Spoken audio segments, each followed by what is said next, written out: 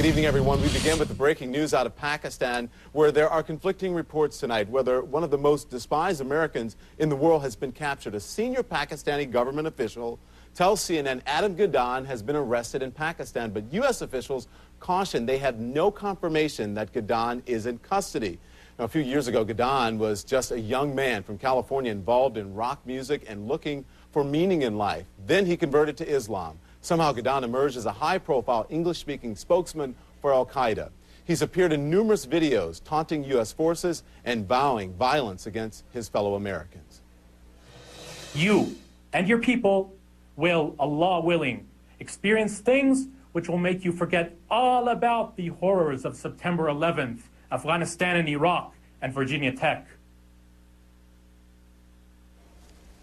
Well, just today he appeared in a web video praising alleged Fort Hood gunman Nidal Hassan as a role model for other Muslims. It is a sort of treacherous, I should say, talk that has earned Gadahn a place on the FBI's most wanted list. So let's talk more about this. CNN's Reza Sayah is in Islamabad, and former military intelligence officer Ken Robinson in Los Angeles tonight. Both are here to explain what we know about this alleged capture and what happens next. Reza, let's start with you. Pakistani officials are saying it is Gadahn, but U.S. officials say they're not sure it's him. What's going on?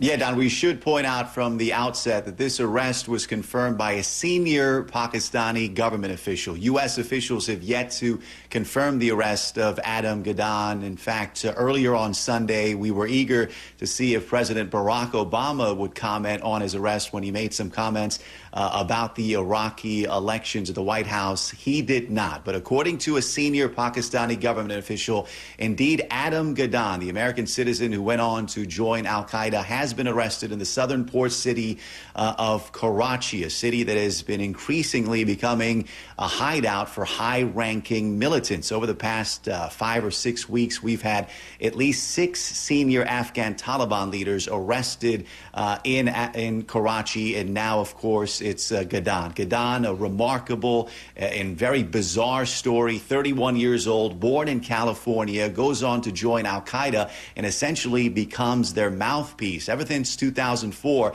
based on our count, we've seen at least 9 videotaped messages released by Adam Gadahn. It's not clear if this is a coincidence, but as you mentioned before, his latest videotape surfacing on Sunday. In this videotape, he's urging Muslims in the West, Muslims in America, to wage jihad against America, and he cites the Fort Hood shooter as a perfect example of a good Muslim.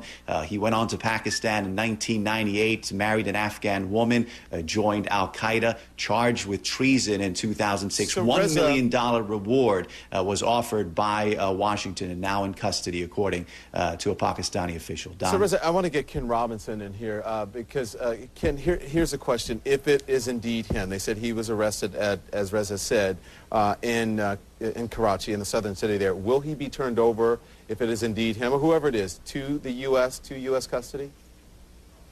Well, the ISI, the Pakistani Intelligence Service, and the United States government have been cooperating much closer since the government of Pakistan realized that the Taliban was a threat to their regime, and since the killing of the CIA agents on the border with a suicide bomber. They are aggressively pursuing this, and they are cooperating. I cannot imagine why they would not cooperate jointly in an interrogation if they actually have him. There's a huge information component of value with this guy because he is the English component to jihad, and that jihad message is global and it's leaderless. The guys like Richard Reed, the shoe bomber, Jose Padilla, the dirty bomber, those people are being tapped and recruited from a global jihad effort that starts on the internet. Mm-hmm. So listen, you know, as Reza said, several al-Qaeda members, Taliban members have been either arrested or were killed. That's at least according to intelligence. Does this mean then that the U.S. or NATO forces making some progress against al-Qaeda, Ken?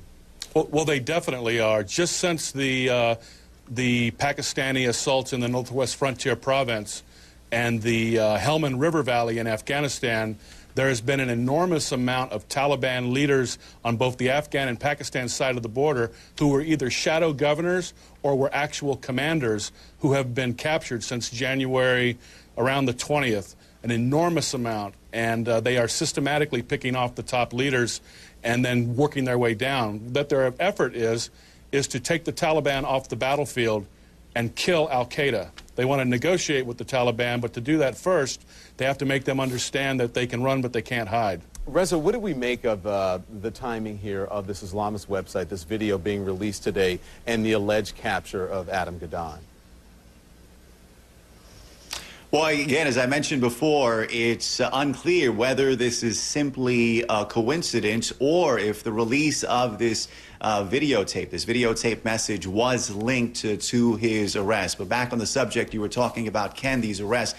I've been here in Pakistan for more than 2 years, Don. I have never seen this type of winning streak by Pakistani security forces against high-ranking militants, big names in al-Qaeda and the Afghan Taliban. Again, in Karachi, at least 6 senior Taliban leaders arrested. You have Gadahn being arrested. Then you have the U.S. drone strikes taking out the leaders of the Pakistani Taliban. That's not going to happen, according to both U.S. and Pakistani intelligence officials, if there's not intelligence from the ground. So a remarkable success story over the past couple of months here with Pakistan in its fight against militants. And Reza, everything that you're mentioning here, it's a good time to bring in our Nick Robertson, who joins us from London, and Nick has been reporting on this extensively, Nick. So here, again, here's a question. We are getting conflicting reports here. According to Pakistani officials, Nick, this is indeed Adam Gadahn. According to some U.S. officials, they say there's no confirmation that it's him. What are we to believe here? Is it just, are they waiting for this to play out, U.S. officials,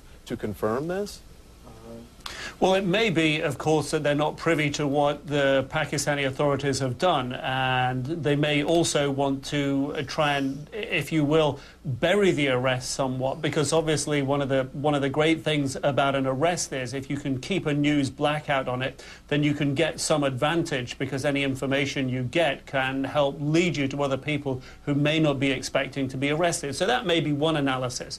The other analysis that would be useful to apply here would be that in Pakistan there are a lot of very, very competitive news outlets, and information may have been leaked by local security officials in Karachi to one of these outlets. Somebody may have misheard a name. That gets passed up the chain, and a normally very reliable source is given bad information. It's the middle of the night in Pakistan. I think when daylight comes, we can certainly expect some more clarification. So that's a possibility as well.